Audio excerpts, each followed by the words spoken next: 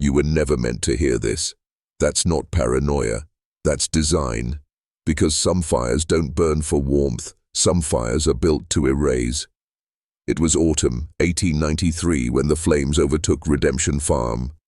A quiet stretch of land outside Waycross, Georgia, acres of pine and peach groves now lost to ash.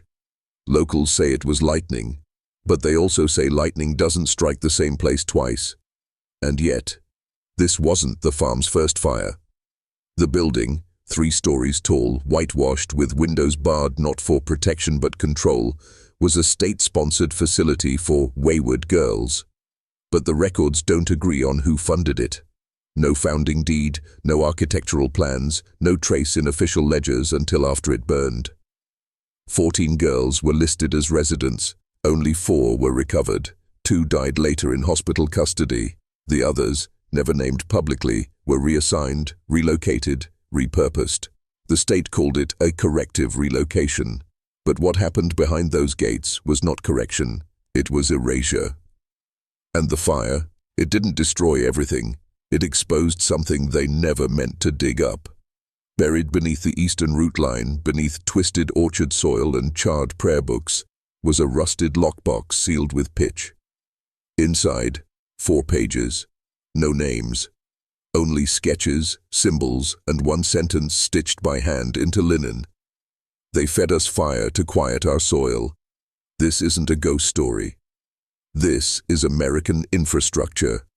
A machine built to cleanse the unclean, under God, under law, and without question. If you think you're ready, we'll go further. But this won't feel safe.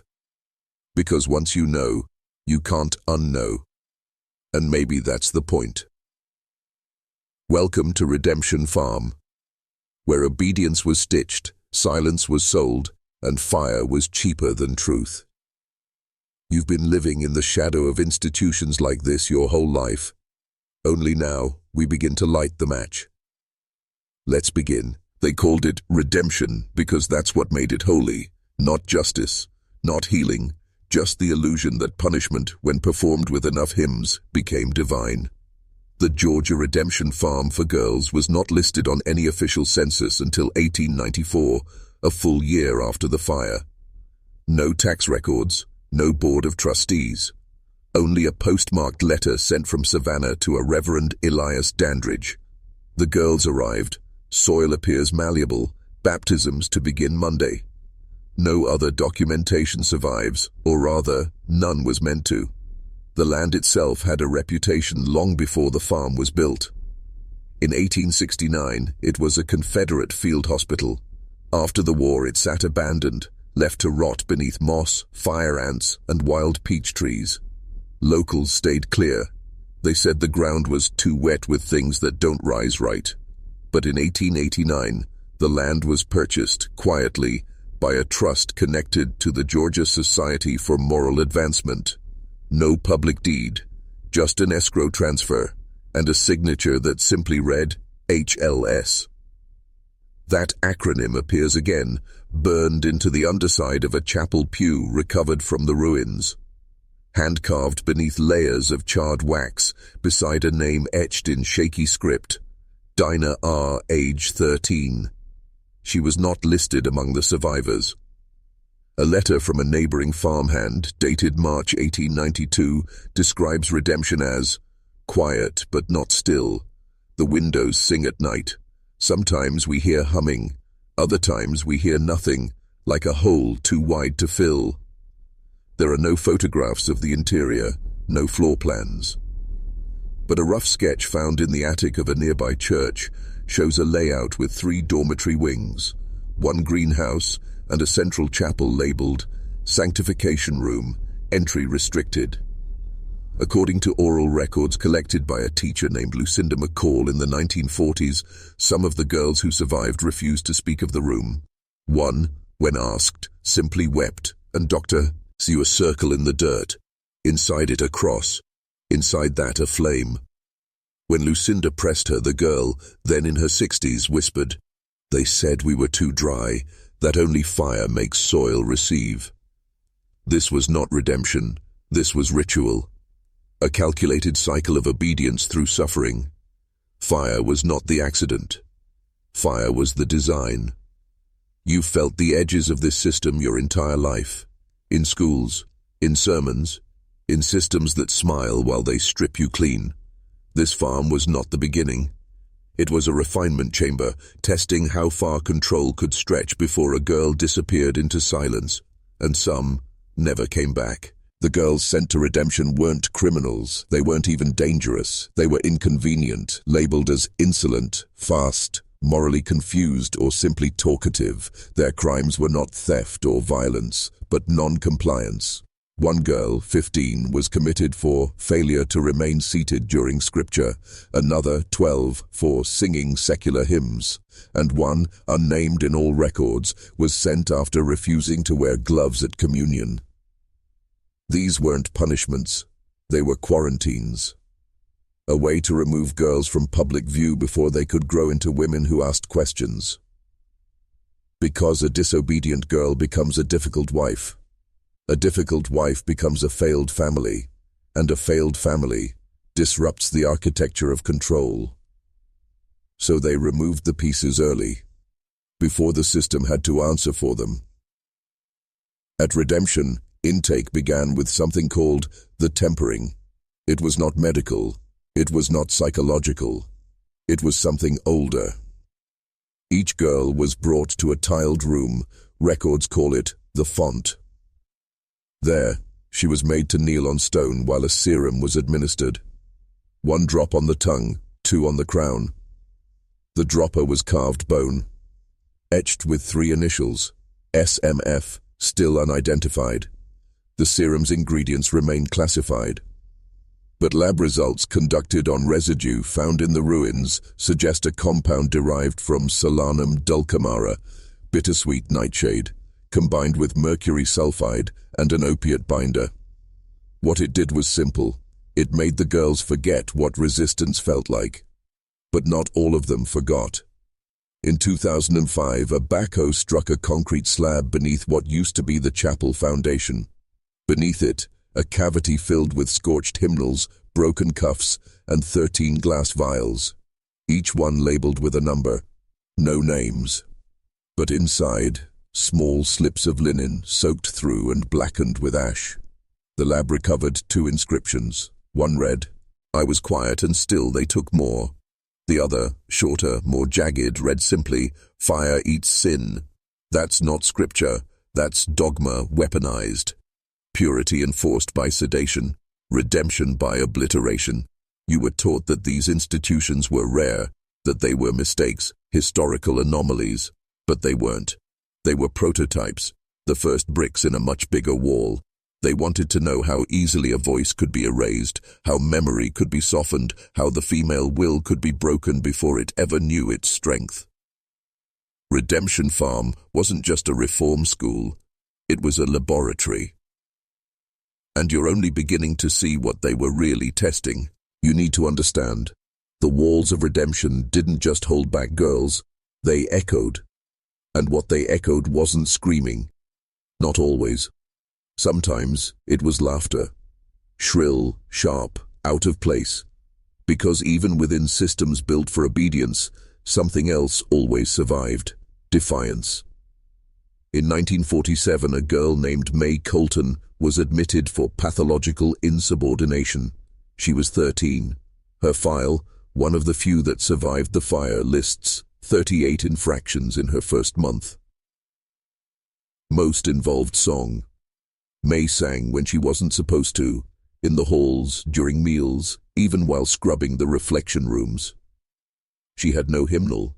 What she sang wasn't holy. It was Billie Holiday, Lead Belly, folk songs passed through barbed wire and brush fires.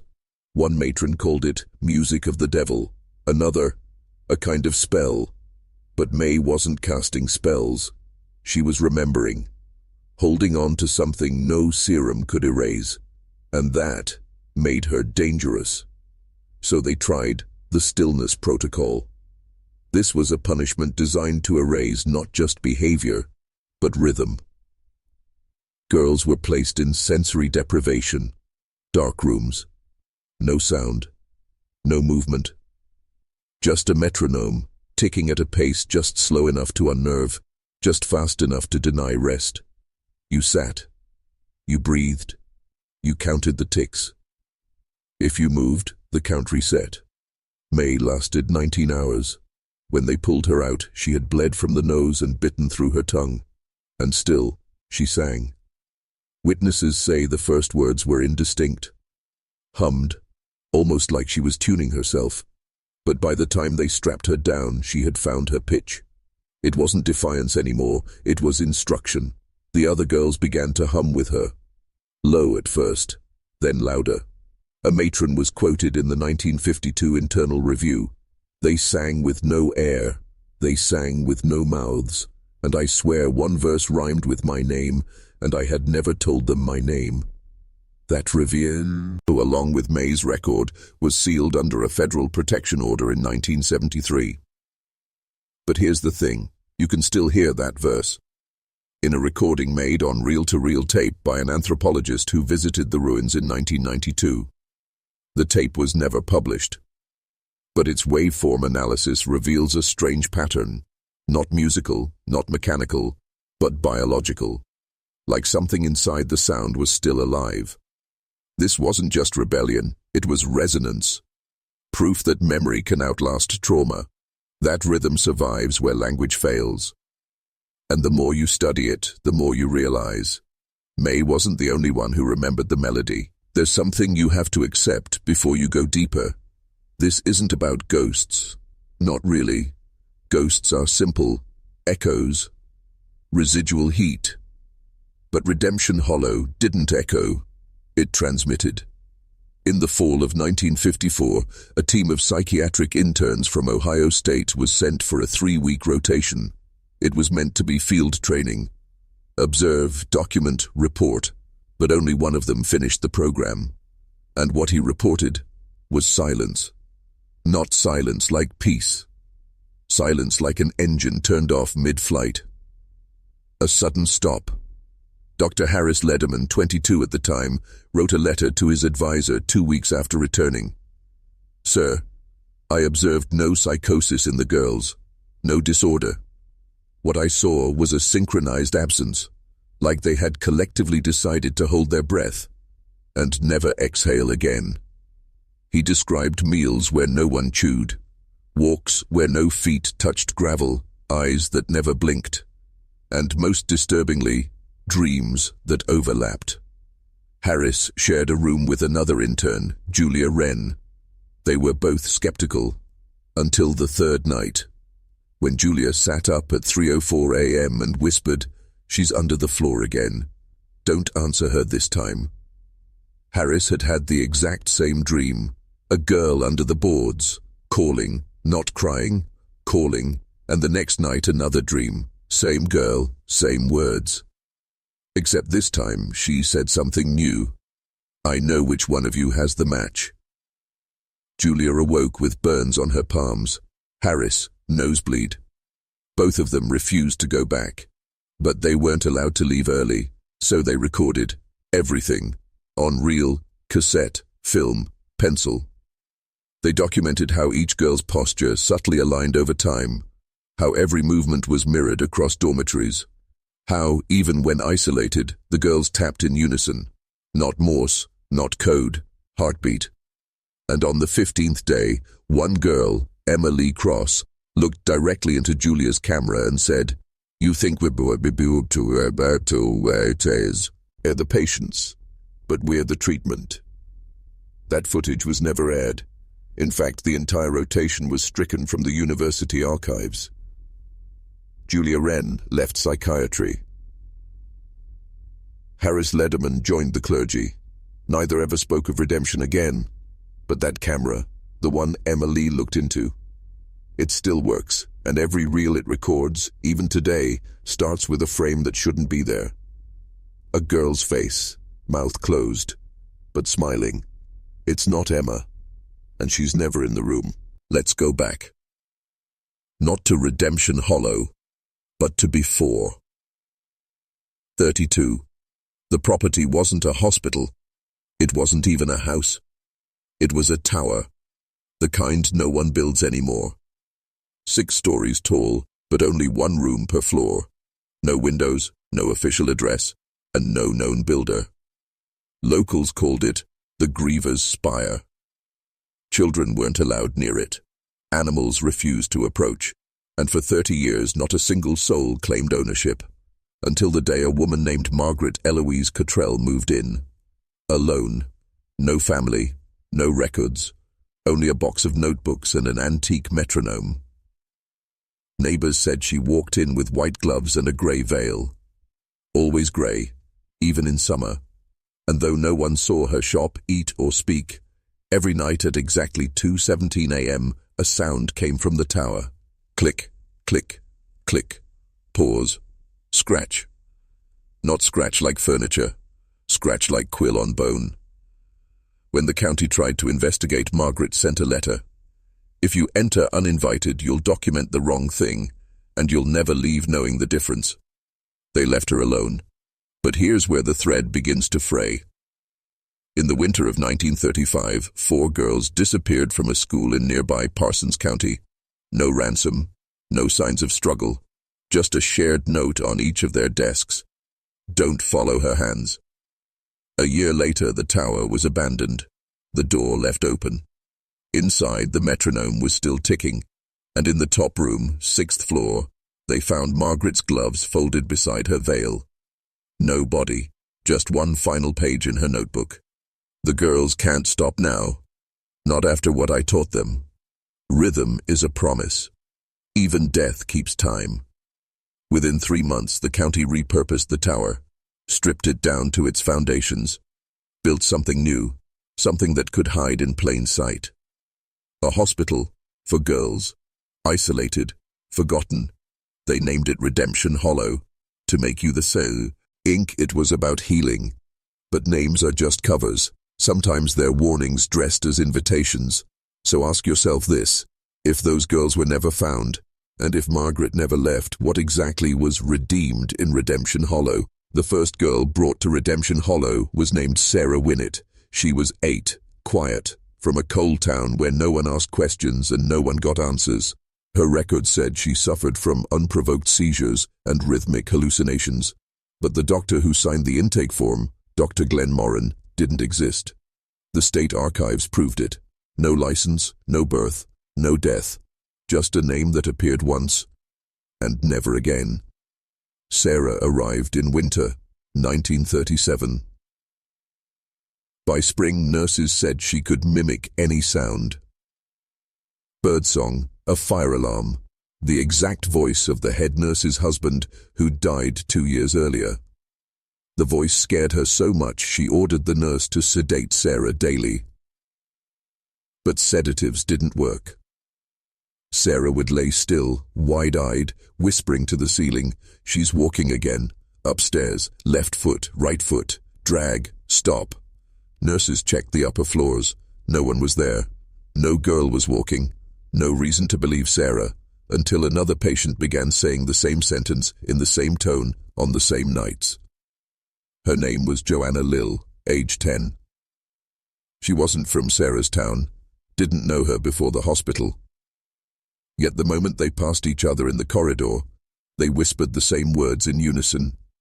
Time is not a straight hallway. It's a staircase where every step echoes backward. Joanna disappeared 2 weeks later. No escape attempt, no open doors, just her empty bed, and the metronome found ticking under her pillow. Sarah followed the next month. Then came Clara, Evelyn, Matilda, and Joyce. All gone. Each with the same profile. Young, rhythm-sensitive, and drawn to the 6th floor where staff were forbidden to go. That floor was supposed to be sealed. But one janitor, Samuel Dreck, said he heard voices from behind the wall, like girls practicing foreign lullabies. He quit the next day, said he dreamed of a grey-veiled woman with no E. Yes, only a metronome where her face should be.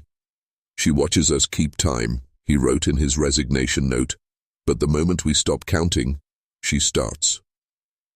6 girls vanished in 6 months, and Redemption Hollow, they reported 0 deaths. Zero. Instead, they changed the records, erased the files, told the families their daughters had been transferred to a better facility. But there was no other facility. There was only the tower beneath the hospital, and it had begun calling again. They say there's no basement in Redemption Hollow, that the hospital was built on solid limestone, no space for cellars, no tunnels, no sublevels. But the blueprints say otherwise.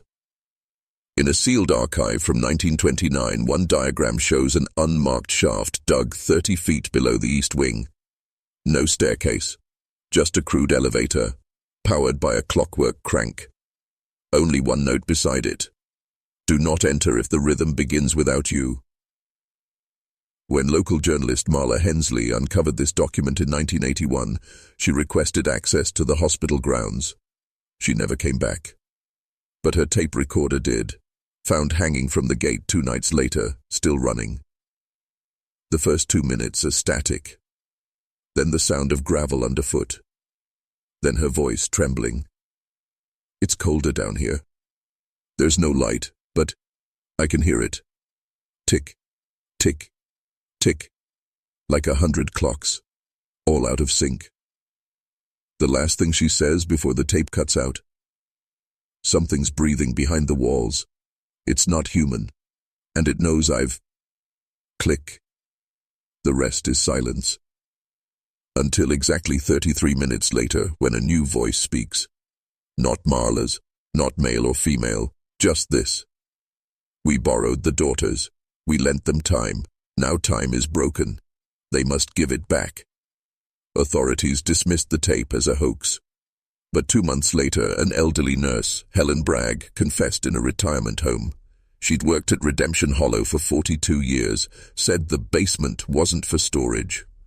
It was a mirror room, lined with steel and black glass. Girls were brought down one at a time. They were told to stand in the center, alone, in silence, until the metronome started ticking without being touched. Some just froze, Helen whispered. Others smiled, like they recognized the sound. When asked what happened next, she wouldn't say. Only this: we didn't know what we were training them for, just that the rhythm had to stay in them, or something else would wake up in their place. She died 2 days later. No autopsy. Her death certificate was signed by a Dr. Glenn Moran. Yes, the same doctor who didn't exist, but who signed Sarah Winnett's intake 44 years earlier. The past wasn't gone. It was repeating. There's a word etched into every intake form from the east wing of Redemption Hollow Hospital, a word that was blacked out, redacted, buried under ink, but never fully erased. Vessels. Not patients, not children, not subjects. Vessels. To hold what? The answer lies in a page torn from a psychiatric manual used at the hospital between 1925 and 1933. The chapter title reads, Hollowing, a procedure for receptive cognition transfer. Hollowing. It wasn't therapy. It was evacuation. Taking something out and making space for something else. Sarah Winnett, whose eyes never blinked again after her 4th night. Anna Reed, who drew spirals until her fingers bled. Tommy Yarber, who spoke Latin fluently at age 7, then forgot how to speak altogether. Each of them underwent quieting treatments in room 11C, where no microphones ever picked up audio, where the walls were insulated against frequencies above 20,000 hertz, because it wasn't about what the nurses could hear. It was about what the others could hear. The old logs, hidden in a nurse's locker behind a false wall, list dates and initials. Next to them, a column marked SSP. It stood for Successful Soul Preparation. The children who passed that threshold were moved to what the staff called the corridor. Not a hallway, not a room, a state of in-between. The reports describe it as a sensory deprivation tunnel with mirrors at both ends. No matter which way you turned, you always saw your own back. Some children were left in there for hours. One girl, Maggie Truce, was forgotten overnight. When they opened the door the next morning, she was smiling, but not at them. She whispered, "They fit now, all of them. I am a house with many rooms. And her eyes, they weren't hers anymore. They flickered like old film reels, showing faces the nurses had never seen. One nurse, Lydia, quit the same day. Before leaving, she said, "They weren't making children forget who they were making them someone else's memory." Every vessel was a memory bank, but not for this time. For something older, something waiting to be remembered through new mouths. The corridor was only 13 feet long, but it was never the same length twice. A steel-framed hallway sealed on both ends, no light, no sound. Only 2 mirrors, one on each wall, designed to test mirror perception disassociation. At least that's what the official paperwork said. But the unofficial accounts, the ones whispered between orderlies on smoke breaks, told a different story. They said if you stared into those mirrors long enough, you wouldn't just see yourself, you'd see the ones who never left. A janitor named Clyde Booker was the first adult sent inside as part of a hush-hush experiment in 1929. He lasted 2 minutes. When they opened the door, he was clutching his eyes and sobbing over and over. "It wore my skin. It wore my skin." He died 12 hours later from a cerebral hemorrhage, but not before drawing a figure repeatedly on the wall with his own blood. A headless shape with hands that ended in eyes. The children, though, some of them thrived in the corridor. In fact, one boy, Simon Keeley, insisted on going back every day. He said the mirrors showed him a place with no gravity, where voices danced like fireflies, and where Mother was always humming behind the glass. Dr. John Faller, the head of the corridor studies, wrote this chilling note in his 1931 field journal.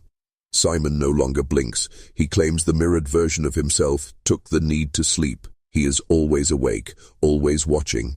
I'm not sure we're the ones observing him anymore." Eventually, Simon stopped eating. He claimed the corridor feeds him light. By October, he was nearly translucent. Pale veins, wide pupils, and a stillness that made even the most seasoned staff avert their gaze. One night, during a thunderstorm, the hospital lost power. When it came back on, room 11C was empty. The corridor mirrors were shattered from the inside.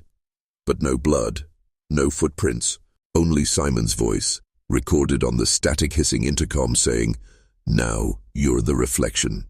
That recording still exists.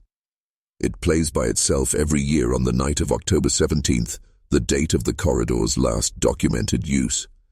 They sealed it off the next day with concrete and lead, but the children who went inside, they weren't buried, because there were no bodies, only whispers in glass. The town of Darnell Falls never mentioned Simon Keeley, not in its newspapers, not in its school records, not in the dusty hall of family archives behind the churchyard library. It was as if he had been scrubbed from memory. But the dreams, they never stopped. Residents, many of whom had no known connection to the hospital, began reporting eerily similar nightmares. In them, a boy made of glass wandered the streets barefoot, humming an off-key lullaby. He would stop at windows, press his translucent palm against the glass and whisper, "Do you remember me now?" By morning, the dreamers awoke with bleeding noses, some with their eyes crusted shut. One man, Gerald Moxley, 62, was found dead in his bed, arms outstretched toward the mirror on his ceiling. Etched into the condensation on the glass, a childlike scrawl, Room 11C. Paranormal investigators were called in by a quiet group of ex-FBI psych operatives. They brought machines, infrared scanners, EMF recorders, mirror-neutralizing gear developed during a classified Cold War experiment. But when they descended into the corridor's foundation, all their devices died instantly. No power, no readings, no escape, until dawn. They reported seeing reflections of themselves that moved before they did. One investigator, Elena Graves, claimed she saw her younger self, aged 9, staring from the mirror with hollow eyes and a stitched mouth. She quit the field a week later and has never spoken publicly since. The deeper theory, the one buried in a 1947 CIA memo marked MK Nightglass, suggests the corridor was never just a psychological test chamber. It was a threshold, an echo chamber of lost identity, where time folds and reflection replaces reality. And Simon, he wasn't trapped. He became the mirror. He walks between the panes now, and each dream, each bleeding nose, each forgotten child's drawing scratched him. And to windows across Darnell Falls is a sign that the reflection is growing stronger, that soon we might be the ones on the other side. The footage was never meant to be seen. Labeled internal use only, property of Morningvale Hospital Trust, the VHS tape sat untouched in a rusted lockbox beneath the wreckage of the Eastern Wing, discovered by accident during a demolition sweep in 1997. The team that found it, contracted by a private firm from Massachusetts, was instructed to hand it over without viewing. But one of the workers, a man named Reuben Chase, couldn't resist. He took it home, he watched it, and within 48 hours, he disappeared. His girlfriend reported the house in shambles, mirrors cracked from the inside, and a single word scratched onto his bathroom door in what appeared to be dried blood. Look. The tape, now dubbed the Room 11C footage, has circulated among collectors of cursed media, always traded, never sold. It's grainy, warped. The sound flickers like a candle about to die. But its contents are unmistakable. A nurse, late 30s brunette, badge name S. Kearns, walks into room 11C. She appears calm, carrying a tray of medication. The boy in the bed, presumably Simon Keeley, sits upright without prompting. But there's something wrong. His reflection in the wall mirror doesn't move. It stares ahead, expressionless. Then, in real time, the reflection blinks, but the boy does not. The nurse notices. She turns to look behind her, toward the mirror. Her lips move. The words are barely audible. Is someone there? And then it happens. The reflection steps forward. But not from the mirror, from the wall. Out of it. A second Simon emerges, identical in every detail, except for the stitched mouth and empty eye sockets. The nurse screams. The tape glitches violently, but we still hear it. The sound of two sets of bare feet walking out of the room. The footage ends there. But investigators found the nurse's badge buried in the garden behind the hospital, along with a child's shoelace and a piece of a broken mirror. No body, no answers, and yet for years after, locals would swear that two boys, not one, were seen standing in the windows of the abandoned hospital's west wing. Always in the same place, always at dusk. The practice was never approved, not by the board, not by the state, and certainly not by any ethical medical committee. Yet buried within a series of handwritten journals recovered from the office of Dr. Edwin Hawthorne, Morningvale's chief child psychiatrist, was repeated mention of something called mirror dissonance therapy. The idea, if you can call it that, was rooted in a belief Hawthorne called reflective displacement. He theorized that in cases of dissociative identity disorder, psychosis, or childhood trauma, the mind could be split and manipulated using specific mirrored stimuli. He wrote, "If a child sees himself as other, we may speak directly to the fracture. We may coax the unwell part out." It sounded like madness. Until investigators found sketches, hundreds of them.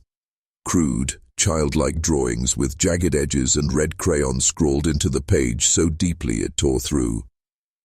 All bore the same title, The Other Me, and always, always, the same signature in the corner, Simon K.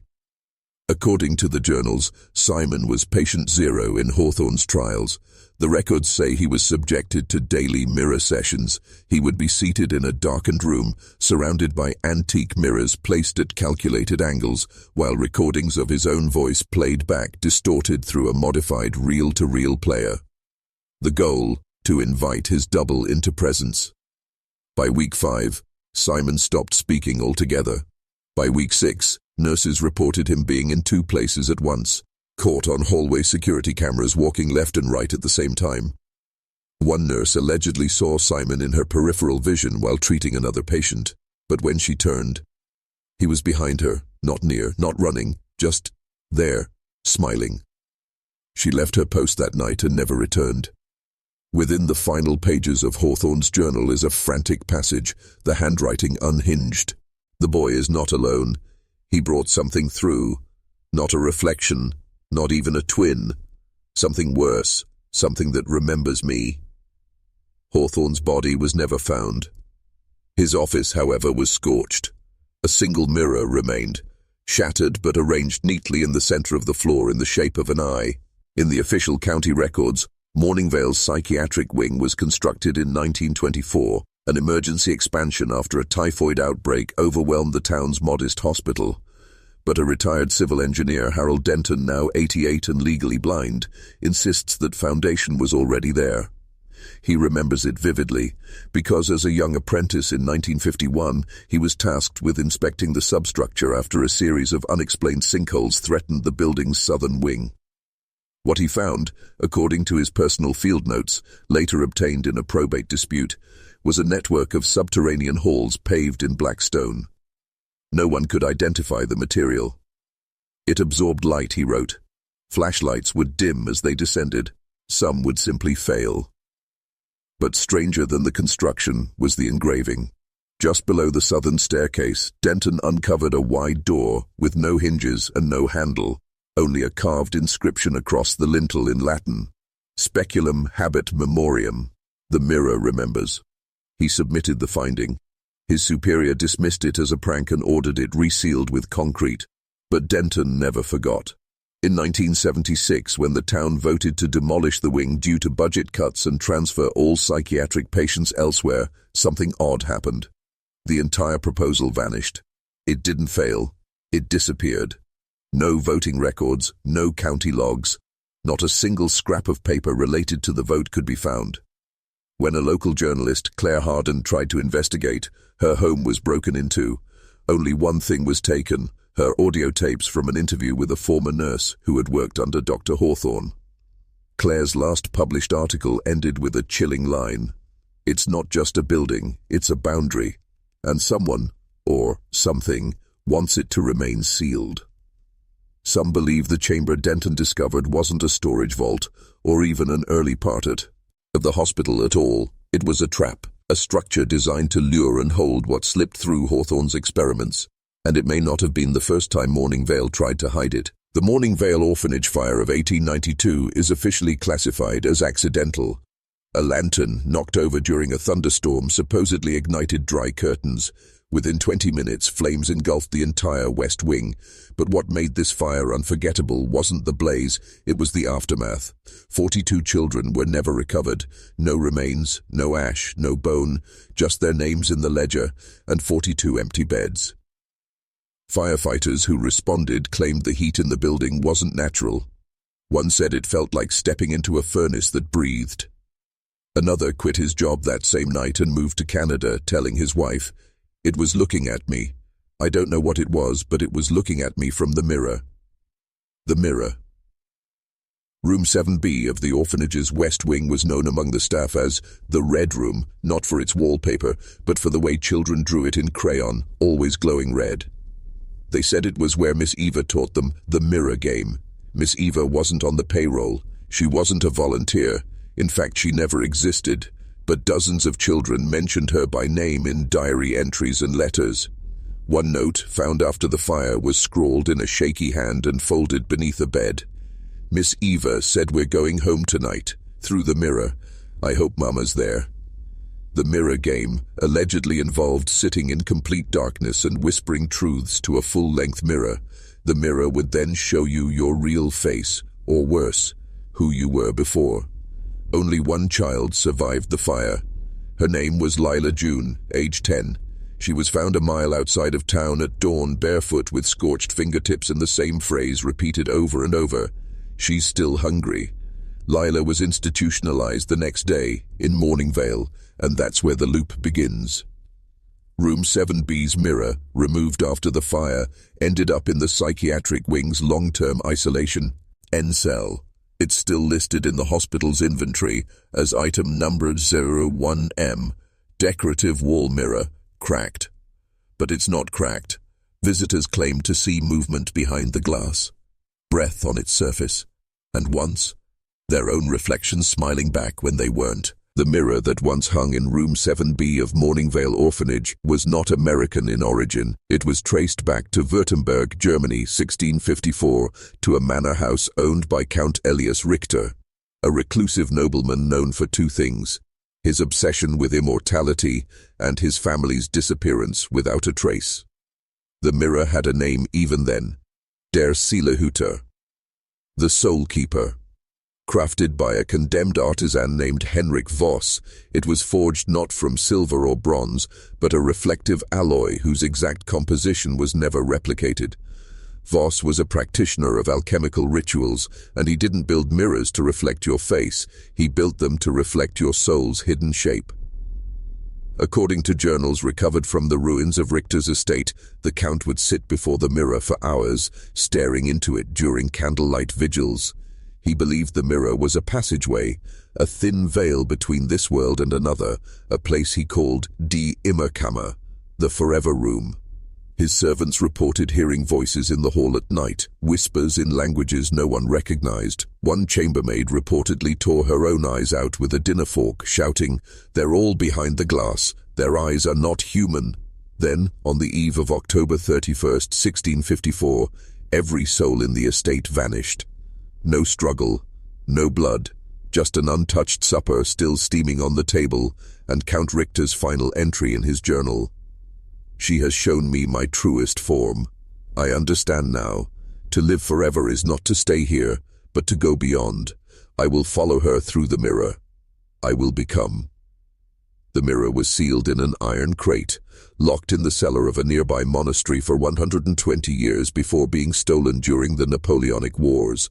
It changed hands dozens of times, always under mysterious circumstances: a Russian collector murdered in his sleep, a French duchess driven mad muttering about "What the Woman in Red," a circus sideshow in Prague in 1883 where the mirror cracked during a performance and a child disappeared before an entire audience. Eventually, the mirror was shipped to America by a private donor and ended up, unmarked, in a lot purchased by Morningvale Orphanage. A mirror meant to reveal truth, a mirror used to cross boundaries, a mirror that keeps taking. When Lila June was found, crouched in the corner of room 7B, the mirror behind her was intact and gleaming, though the glass surface now held small handprints pressed into it from the inside. She hadn't spoken a word for 6 days. Doctors at the St. Edith's Asylum in New Jersey noted that her pupils remained dilated at all times, regardless of light. She never blinked, never looked away, not even when sedated. One nurse wrote in her journal, "She watches things the rest of us can't see. It's not staring, it's witnessing." Eventually, under hypnosis, Lila whispered just 4 sentences, and it chilled the room. "They're all there, behind the silver. They called me the lucky one, but she's not done." Psychiatrists assumed this was survivor's guilt, but an independent researcher, Dr. Henry Madsen, became obsessed with the case. He visited Lila twice a week for months, recording their sessions. At first, nothing. Then one evening in 1937, during a lightning storm, she began drawing dozens of charcoal sketches. Each one showed a mirror surrounded by faces, faces screaming, stretching the glass, reaching through. But in every drawing, one figure stood calmly in front, a tall woman in red, mouth sewn shut, eyes wide open, and a crown of nails on her head. Madsen showed these drawings to scholars of folklore, demonology, even optical historians. No consensus emerged, except one curious agreement. The woman in red appeared in obscure folk tales from Germany, Poland, and Belarus, always in connection with children, mirrors, and a realm called the Room Without Doors. Madsen's final interview with Lila was never published, but the audio tape was recovered in 1971 from his estate. In it, Lila speaks clearly once and says she picks one girl every century, one who's seen behind the veil. I saw her crown. Now I carry the mark. When I sleep, I'm not here. Lila died in her sleep in 1955, eyes still open. When her body was cremated, the mortician reported a handprint, small, childlike, pressed on the inside of the furnace door. The mirror, still at Morning Vale, locked in the east cellar, but not forgotten. The Morning Vale orphanage was shuttered in 1959, condemned in 1962, and officially torn down in 1970, but not everything was removed. The east cellar, where room 7B once stood, was sealed off with reinforced concrete after a series of unexplained incidents involving workers. 3 reported missing time, 2 suffered seizures, and 1 refused to return, claiming he'd heard his mother's voice calling from beneath the foundation. He was 37. His mother had been dead for 18 years. For decades, the grounds remained untouched. But in 2006, a group of urban explorers calling themselves the Hollow Vale gained entry through an access tunnel beneath the neighboring chapel. What they were chasing wasn't just thrill or history, it was proof. Online forums whispered about the cursed mirror, the girl who never blinked, the room that shouldn't exist. They brought with them infrared cameras, EMF detectors, and audio gear. Their footage was never officially released, but fragments appeared online weeks later, uploaded by an anonymous account under the name Room 7B Never Left. The footage begins normally. Low-resolution shots of collapsed hallways, graffiti, collapsed beams. Then they descend. They find a metal door, welded shut, rusted. One of them laughs, says, "This must be it." The camera shakes violently for a few seconds, then steadies. The door is now open. No one is seen opening it. Inside, a perfectly preserved stone corridor, untouched by decay. They enter. What happens next occurs in 9 minutes and 41 seconds of silent, grainy footage. No audio, no dialogue. The timestamp freezes, never moving from 3:13 a.m. Inside room 7B, the mirror is still mounted, not cracked, not tarnished. One explorer moves close, flashlight aimed directly at it, but his reflection doesn't move. Then, impossibly, the camera operator is seen inside the mirror, standing behind the other, even though he's clearly in front of them. The reflection smiles. No one in the room does. And then, blackout. The footage ends. All 4 members vanished. No remains were found. Their car was still parked at the site. Police reports were heavily redacted, but one leaked file notes a chilling discovery. In the dust on the mirror's surface were 4 sets of fingerprints pressed from the inside. Since then, Morning Vale's ruins have been fenced off, patrolled, and declared a public hazard zone. But every few years, a visitor reports seeing something just beyond the fence line. A tall woman in red, standing in the shadows. She is known by many names: La Rouge Silencieuse in France, the Crimson Watcher in colonial records, and in Morning Vale lore only as the Red Woman. But her legend traces back long before Morning Vale's stones were laid. In 1673, a series of cryptic murders struck the village of Dorsey, France. Each victim was found with eyes missing, lips sewn shut, and red fabric wrapped tightly around the hands. No signs of forced entry, no signs of struggle. Only a strange symbol burned into the walls above each bed, a downward-pointing triangle flanked by open eyes. Local priests blamed a cult known as Les Oubliés, the Forgotten, who were said to worship a mirror-bound entity, one who fed not on blood, but memory. The ritual to summon her was simple, disturbingly simple.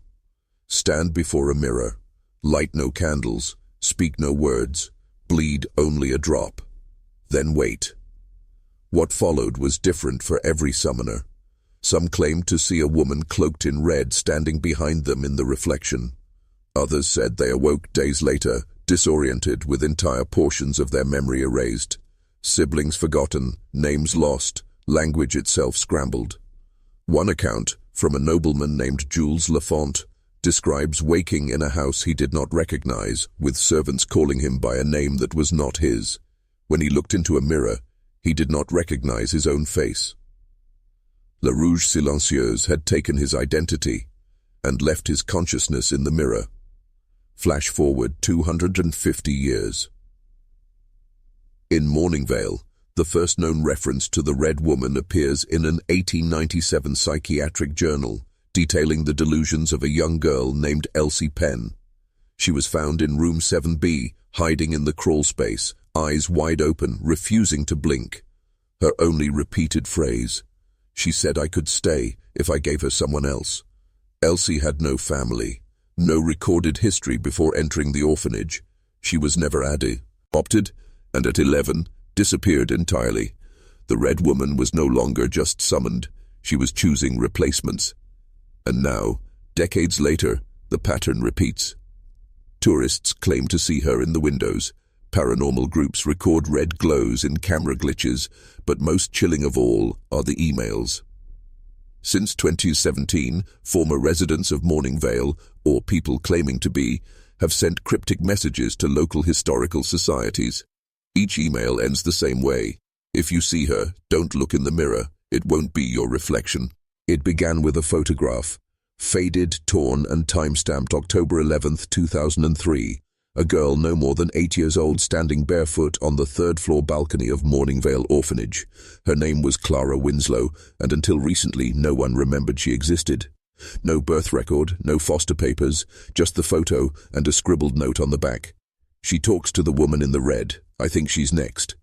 The photo resurfaced in 2022, discovered behind the walls during a renovation of the closed East Wing. Workers had torn away rotted wood and found hundreds of Polaroids, many too damaged to decipher, but Clara's was intact and disturbing. Her pupils are entirely white, her mouth slightly parted. Behind her, in the reflection of a dorm window, is a woman in a long red cloak, faceless. Digital analysis by image experts ruled out a double exposure. There were no mannequins, no costumes stored in that wing, and yet the woman appears not just once, but in 6 other photos, always in the background, always staring at the photographer. Investigators tried to locate Clara's family. No one had ever reported her missing. No one had ever claimed her, as if she'd entered the world already erased. But then came the match. A French historian named Odette Mercier, after seeing the Morningvale photograph in a paranormal forum, sent a letter to the orphanage's curators. In it, she included a woodcut from 1689 d'Orsay, a village girl named Elodie Marchant, accused of consorting with witches. The resemblance to Clara is unnerving. Same hollow stare, same pale face, and the same red-ribboned locket around her neck. The inscription? To Elodie, from She Who Remembers. Mercier's theory. The Red Woman doesn't just erase identities, she inhabits them. Clara was not a girl possessed, she was Elodie, brought forward, inserted into Morningvale's timeline like a needle through fabric. But how? Mercier posits something terrifying, that the Red Woman is not bound to time, that she collects forgotten souls like dolls, dressing them in borrowed years, placing them in forgotten places, where no one will miss them. The final chilling detail. The last photo of Clara, time-stamped 3 days later, shows her sitting alone in the mirror room.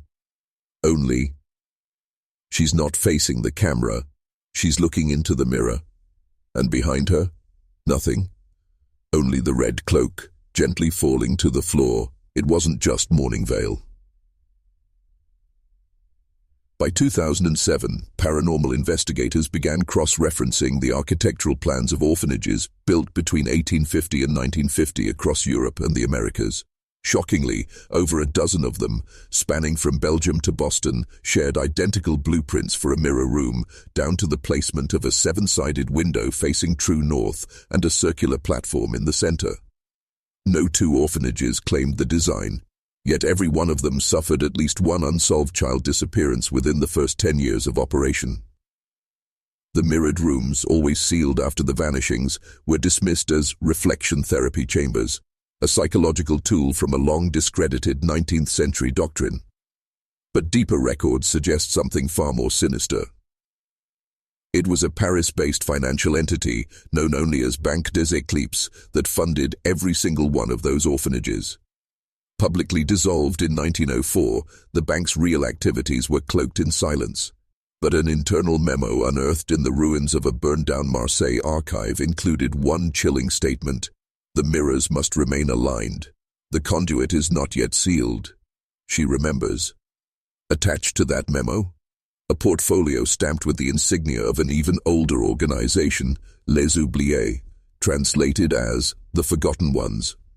The order, once tied to obscure mystical sects and early Cartesian alchemical theory, believed that memory itself was a dimensional tether, that forgetting was not a psychological lapse, but a ritual of severance. In their writings, they describe a woman known as La Femme Rouge, the Red Woman, as the final witness to those erased by history. They believed that mirrors were not reflections, but fractures, and that certain rooms could be tuned, architecturally and energetically, to pierce the veil between timelines. The mirror rooms, then, were not therapeutic. They were conduits. And the children, they were bait. In a secret ledger from the bank, dozens of names appear under a column titled Échanges d'oubliés, exchanges of the forgotten. Many are marked with a single red asterisk, and among them, Clara Winslow.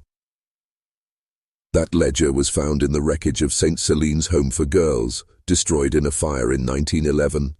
No bodies were found, no survivors recorded, just smoke, ashes, and a mirror frame with no glass. The locket was old, Victorian silver, engraved with an ornate W.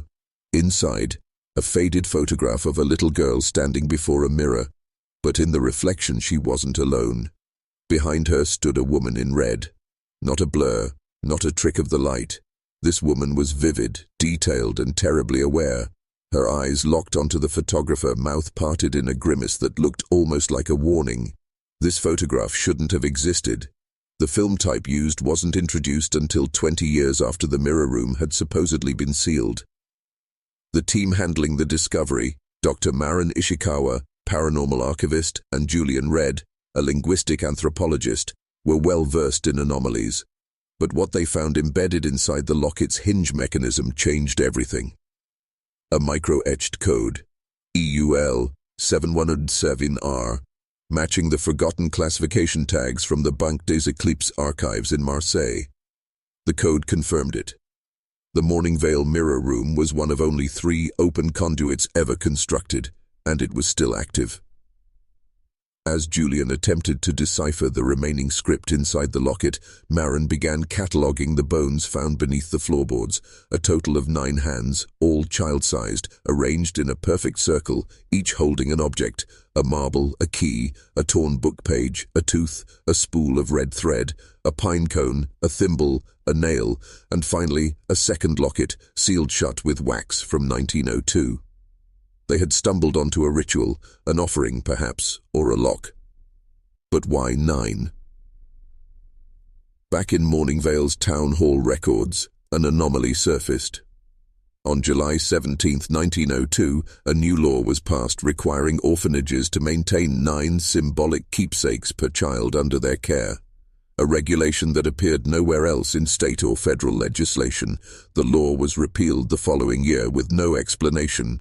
The council members who had signed it all vanished during the info. Mauer's Great Storm of 1903, their carriage found overturned in a shallow creek, horses untouched, but the leather seats scratched from the inside. Marin and Julian returned to the mirror room to conduct one final scan. As they stood beneath the central platform, the temperature dropped sharply. The red locket began to vibrate. Then came the sound. Not voices, not whispers. Knocking, from behind the mirror. 3 sharp knocks, followed by a faint, childlike giggle. The mirror moved. Not as a door opens or a curtain sways, but as if the surface itself liquefied, rippling in perfect circles outward from its center. The air turned dense, oppressive. Julian stepped back, his breath catching in his throat. Then something stepped forward. A child, no older than 7. Pale skin, eyes clouded gray, dressed in a nightgown that shimmered faintly, as though woven from mist itself. She didn't blink, didn't speak. Her gaze met Marin's, and for a moment the room stood still. until the girl raised her hand and pointed at Julian. The red locket in his pocket turned hot, searing through the fabric of his coat. He yelped and dropped it. The moment it hit the floor, the girl smiled. Not a sweet, innocent smile. It was the smile of something ancient, something that understood exactly what it was doing. Then she whispered, voice soft and echoing like it came from a deep well. 1 returned. 8 remain. Before either could react, the girl turned her head toward the corner of the room where the shadows seemed to stretch unnaturally far. There, a figure emerged, the same woman in red from the locket photograph. But her face was wrong, not distorted, unfinished, blurred at the edges like a memory trying to rebuild itself from fragments. And yet, the moment her eyes opened, the temperature in the room plummeted. Maren instinctively stepped forward, recorder in hand, but the girl held up her palm. "Don't," she said. Then everything changed.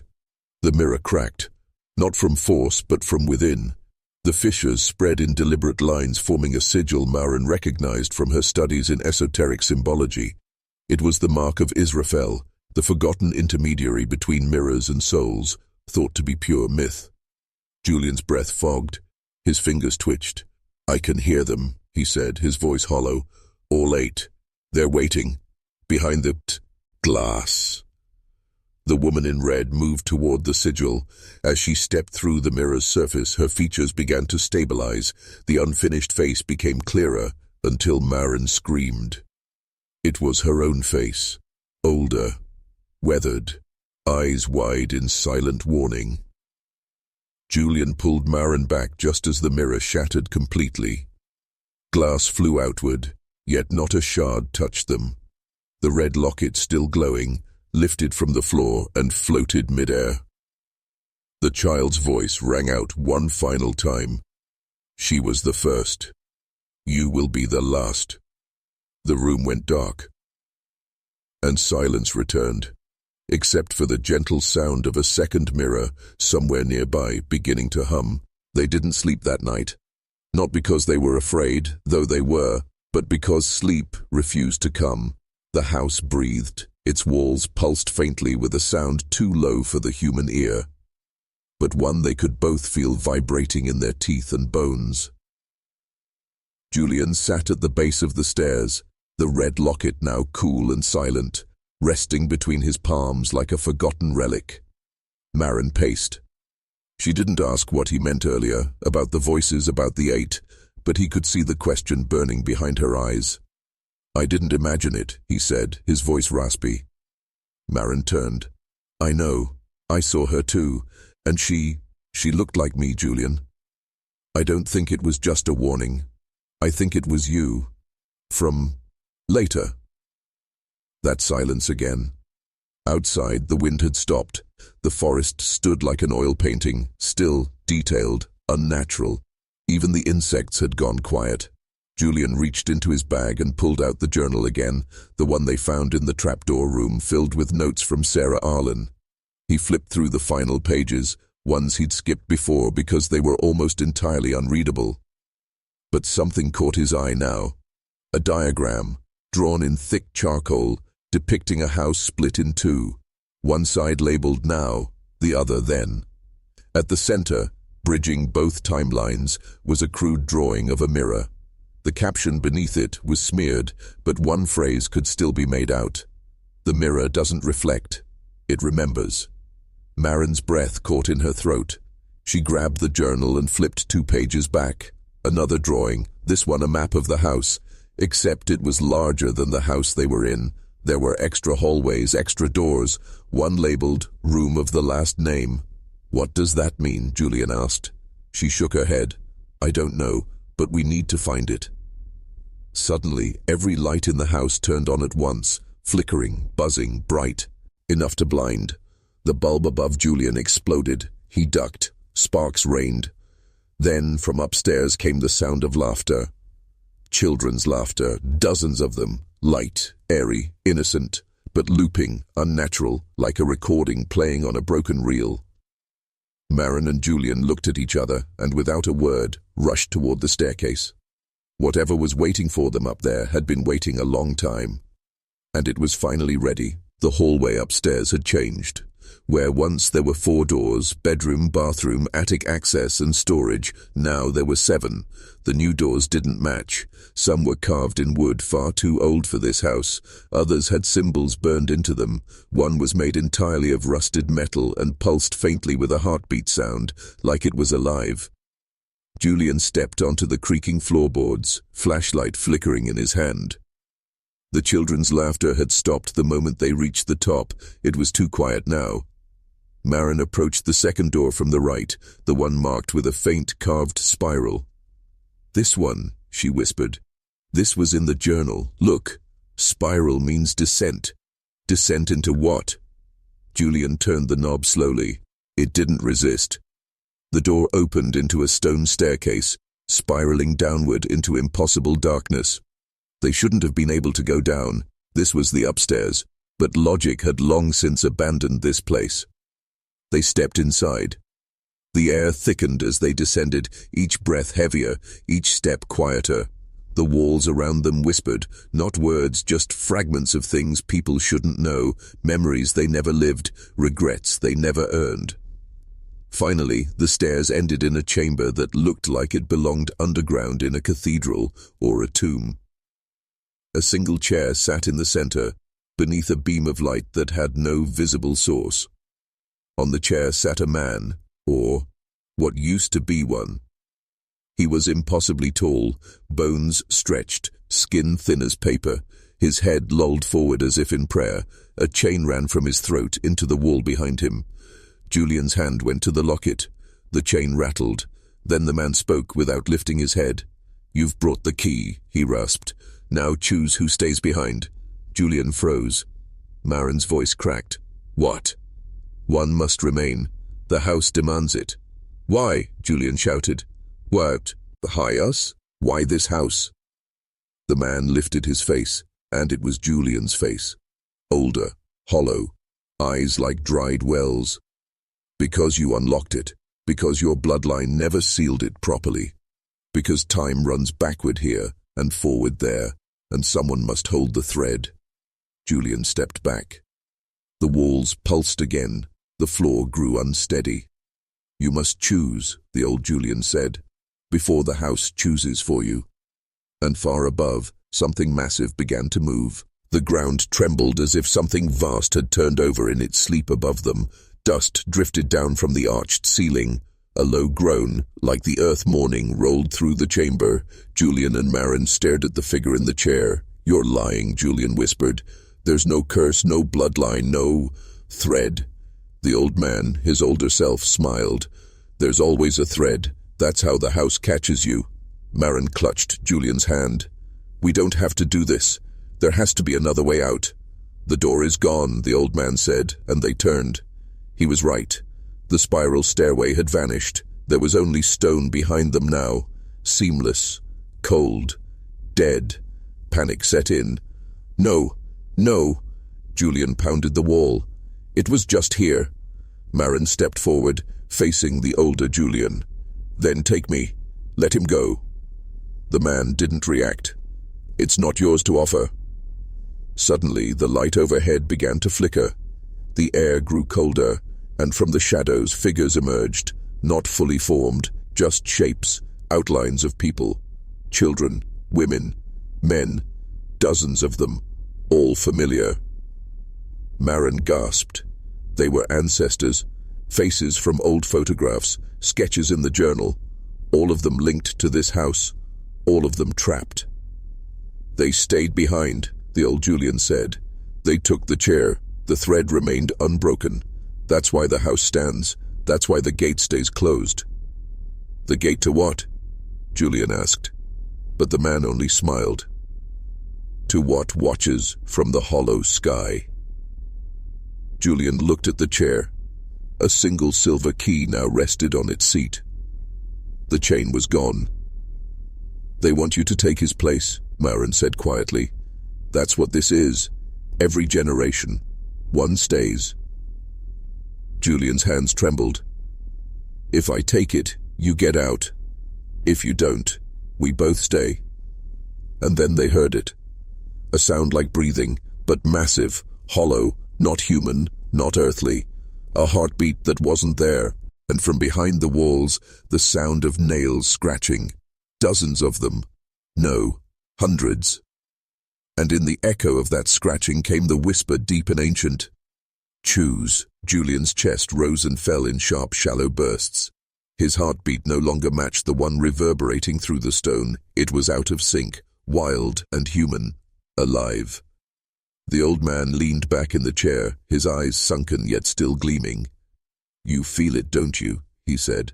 The weight of decision. The house doesn't trap you. It makes you choose your own trap. Julian reached for Maren. We're not going to let this place write our ending. But her eyes were distant, locked on something behind him. Slowly, Julian turned. The mirror that had been covered with a sheet now stood unveiled, though neither of them had touched it. It reflected nothing. No room, no chair, no people, just endless darkness, pulsing faintly like it was alive. And then, one hand pressed against the other side of the glass. A child's hand. Pale, thin, familiar. Tomas, Maren whispered. Julian's eyes widened. Your brother? Another hand joined it. Then another. Dozens. The mirror became a window, and beyond it, countless children, watching, reaching, some weeping soundlessly, all gone, all taken by the house over the centuries. It doesn't just want one of us, Julian said. It wants a legacy, a system. Maren shook her head violently. We're breaking it, now. The old man rose. There's only one way to break the cycle, he said. Burn the thread. Julian looked down. The silver key had vanished. In its place was a long, thin coil of red silk, the same thread from the box in the attic. It moved like it was breathing. Burn it with what? Julian asked. The man gestured toward the figures in the dark, those half-seen ancestors, all swaying. They carry the flame. And with that, the air ignited, not with fire, but with memory. Each figure took a step forward, extending something glowing in their hands, a memory, a choice, a scar. You must feed the house the truth, the man said, or it will feast on your silence. Julian turned to Maren. He knew now what needed to be done. He had to speak the truth, the one thing the house was built to suppress. The real reason the thread ran through his family. The shame, the betrayal, the sin they all tried to bury beneath floorboards and walls. He looked down at the thread, now coiled around his wrist like a serpent, and he began to speak. Julian's voice trembled not from fear, but from the unbearable weight of generations. He looked at the thread as if it were alive, as if it listened. My grandfather, he said, his voice cracking, he didn't just build this house to protect his family, he built it to hide what he did, what they all did. The shadows on the wall began to waver, the house groaned softly as if in warning. He sacrificed children, Julian continued, barely able to keep the words in his throat. Not strangers, his own blood, to the house, for wealth, for power, for protection during the war. He called it a covenant. Maren's hand tightened around his, her eyes wide with a silent scream that never found its voice.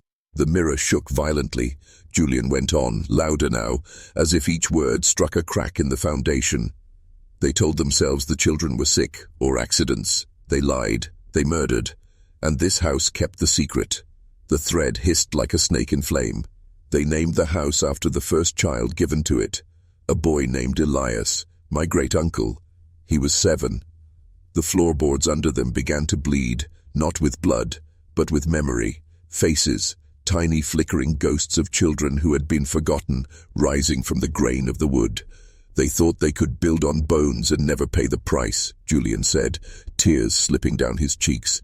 But every generation since, we've paid, one way or another, madness, disappearance, suicide, and now me, Maren. The old man smiled, but it was not cruel. It was relieved. You've spoken it, he said. You've fed the house something it has never digested before, the full truth.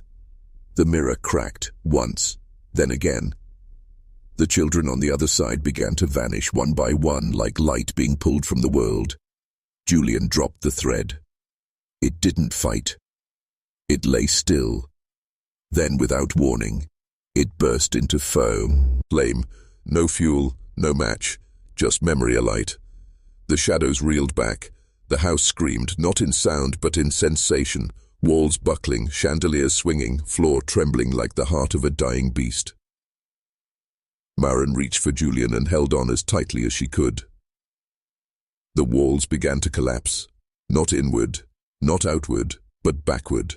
Time was unraveling. The very rooms were folding in on themselves. And in that chaos, the voice of the house whispered one last thing. You have no idea what you've freed. When Julian and Maren awoke, they were outside, flat on the earth where the house had once stood. But the house was gone.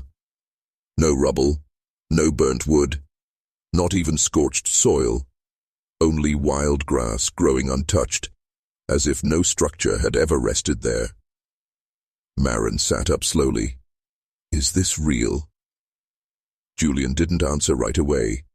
His fingers clawed at the ground. No foundation, no sign of the cellar, not even the buried roots of the old tree. It erased itself, he said. Or was erased. Maren turned toward him. Did we do that? I don't know. Julian looked skyward. The sun was just beginning to rise, and with it came the sounds of birds, real ones, not the hollow calls that used to echo through the house. But it's over. Except it wasn't. Because something still clung to them. Something just under the skin. A kind of static in the air, a whisper without sound. They stood slowly and looked behind them. Where the house had been, a faint outline shimmered, like heat rising off pavement, or a memory refusing to die. Julian walked toward it and extended his hand. Maren grabbed his wrist. Don't, she said sharply. I just want to know if it's still there, he replied. But before his fingers could touch the air, a gust of wind swept across the clearing, cold and wet with morning dew, and within it, laughter, children's laughter, faint, eager. They both froze. Maren's eyes widened. Did you hear? Yes. The laughter faded quickly. But in its wake, a single object sat where the front door once stood. A child's shoe, old, muddy, covered in a black handprint that hadn't been there the night before. Julian didn't move. Maren whispered, That wasn't ours. No, he agreed. That was left for us. She stepped back. What does it mean? Julian didn't have an answer. Instead, he turned his gaze east, toward the road, toward the faint sound of distant bells, toward the waking world that had no idea what had just almost returned. As they walked away, the grass behind them swayed, not from wind, but from something rising underneath, waiting, watching, because though the house was gone, the debt was not. The weeks that followed blurred into a strange silence neither Maren nor Julian could explain. They returned to town, but the world no longer felt like it belonged to them. People greeted them like nothing had happened. Their jobs resumed, their lives carried on. But they were not the same. Maren often woke gasping, her hands searching the sheets for something she couldn't name. Julian found himself staring too long at mirrors, half expecting to see a child's face behind his shoulder. The shoe remained. They had taken it with them, not out of sentiment, but because neither could stand the thought of leaving it behind. It now sat in a glass box in Julian's studio. No one was allowed near it, not even Maren. It hums sometimes, he confessed one night, like it's breathing. Maren didn't ask him to get rid of it, because she too had begun hearing sounds at odd hours, the soft echo of basement stairs, a thud from behind the walls. One night, Maren came home to find Julian gone. A note sat on the counter. I have to know. I'll be back before dawn. Panic gripped her. He had gone back to the clearing. She raced after him. The sky above was a sheet of black, not even stars to guide her, yet she ran on instinct toward that cursed place where time had once stopped. When she arrived, Julian stood motionless in the grass. He was staring at a door, just a door, standing upright with no walls around it, rotten wood, brass knob, its base dug slightly into the earth. "Maren," he said, voice shaking, "it's not over." Before she could stop him, he opened it, and inside there was nothing but a mirror. They both peered in. What they saw wasn't their reflection. It was the children, not just the twins, but dozens of them, pale, watching, smiling without warmth. And behind them, shadows. A woman, a man with no face. The house rebuilt inside the glass. Julian Stowe peered back. The door slammed shut. They ran. This time they didn't look back. Because they understood something now, the house had never needed walls. It only needed memory. And once you entered its story, you never truly left. Sleep became impossible. Even in daylight, Maren could feel the door's image pressing behind her eyes. Julian grew quiet, withdrawn, avoiding mirrors entirely. He covered them in their home, every single one, even the bathroom. They didn't speak of what they saw, not in words, but it clung to them like mildew. One afternoon, Maren stood in Julian's studio, staring at the glass box that held the shoe. She wanted to smash it, burn it, bury it, but she couldn't move, because now the shoe was facing the other way. She called Julian.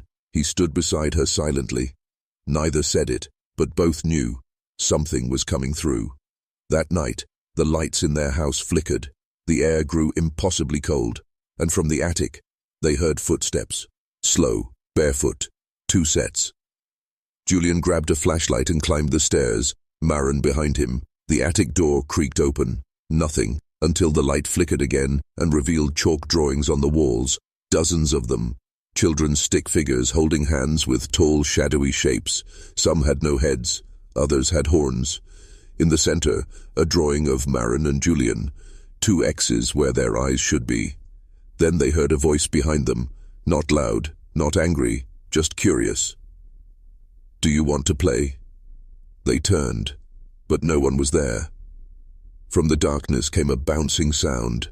A marble rolled across the wooden floor and stopped at Maren's feet.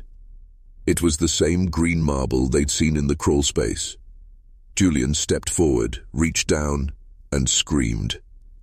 His hand had gone through the floorboards, not between them, through them, as if the attic had become liquid where the marble stopped. He pulled it out with a violent jerk, gasping, his skin marked with handprints, small, childlike. They ran. The next morning they left their house, abandoned everything, no goodbye, no forwarding address. They found a rental 2 stairs, tears away, changed phone numbers, quit their jobs. They tried to start again, but trauma has a long memory, and evil doesn't need an address. One day, as Maren folded laundry in their new bedroom, she found something in the basket. A sock, small, stained, not theirs. Tucked inside it was a note, not typed, not printed, written in crayon. "Thanks for the game. Want to play again?" The room grew silent. Then, a knock at the closet door. From inside, they didn't open the closet door. They didn't speak. Maren backed away, pulse pounding in her ears, her body suddenly cold with the same dead air they had felt that night in the attic. Julian came running when he heard the knock, saw the sock on the bed, the crayon note beside it. He didn't ask questions. He only whispered, "It found us." That night they burned the sock and the note in the kitchen sink. But the smell wouldn't leave, not from the air, not from their clothes, not from their skin. Smoke without fire, fear without rest. The knock didn't return that night, but the next morning, every mirror in the house, new ones they'd bought since fleeing the old place, had fogged from the inside, as if breath had touched them, something inside the glass. Words were written in the condensation. "We like it here." They packed again, drove 12 hours west, a cabin in the hills, off-grid. No cell reception, no internet, just quiet. But on the second night, Julian awoke to find Maren gone from the bed. He searched the cabin, panic clawing. She was outside, standing in the field behind the cabin, facing the woods and laughing. But it wasn't her laugh. Julian froze. The moonlight hit her face and her eyes were closed. He approached slowly, calling her name. She didn't respond, just kept laughing, childlike and high-pitched, her head slowly tilting to the side like a broken doll. He shook her awake. She gasped and collapsed in his arms, trembling. "I was dreaming," she said, "of a door, no, a mouth, and I walked in." They didn't sleep again that night. By dawn, the trees were filled with birds, hundreds, silent, watching. Inside, the mirrors had fogged again, only this time the words were different. "You let us in." Julian smashed every reflective surface, covered the windows, but they both knew it was too late. The moment they found theirs at Shu, the moment they opened that crawl space, they hadn't discovered something. They'd invited it, and it was patient, not a ghost, not a demon, something older, hungrier. That night, Maren whispered through tears, "Julian, I don't think we're ever going to be alone again." He held her hand, tightly, but even that didn't feel like his anymore, because Julian's reflection was now doing things he wasn't, blinking when he didn't, smiling when he cried. And from the shadows behind the mirror, someone else blinked back. The final morning was silent, too silent. No wind, no birds, no insects, just a stillness that pressed against their ears like cotton. Julian woke before dawn. Maren was already sitting upright in bed, wide-eyed, pale, unmoving. She didn't blink. She didn't speak, only stared at the wall where the mirror used to be. He touched her shoulder. Her skin was cold. "Maren?" she whispered. "It's inside me." Julian felt the words like ice poured down his spine. He backed away, but she didn't follow. Instead, she began to hum, a child's lullaby, one he didn't recognize, but it sounded familiar, like something you'd heard in the womb, something wrong. Julian ran outside. The forest had changed. Every tree leaned in, bent toward the cabin, twisted into strange shapes, some like faces, some like fingers, all watching. There were footprints in the dew-covered grass. Children's footprints, dozens of them, but not made by feet. Each print ended in a perfect point, as if left by a sharpened bone. He turned back toward the cabin. Smoke was rising from inside, but not from fire. It was that same sticky smoke that had followed them since the attic. He stepped inside, calling her name. The bed was empty. No Maren, but on the pillow, her wedding ring, and beside it, a crayon. Red. Julian backed into the hallway, gasping, and saw his own reflection waiting at the end. It waved. Julian turned and ran, but no matter which door he opened, it led to the same room again, and again, and again. The room with the ring, the crayon, the empty bed. He fell to his knees and screamed. But outside no one could hear, because they were nowhere. The world beyond had folded, like paper in a child's hand. The cabin was found months later, empty, dust-covered, forgotten. No bodies, no blood, just the smell of crayons, and the faint sound of knocking. If you stood fame, very still. On the wall, scratched by tiny fingers, 6 words were found. We only wanted to be seen. But not everyone who sees comes back. Not everyone who knocks is looking for a door. Sometimes they're looking for you, and the only way to stay safe is never, ever answers.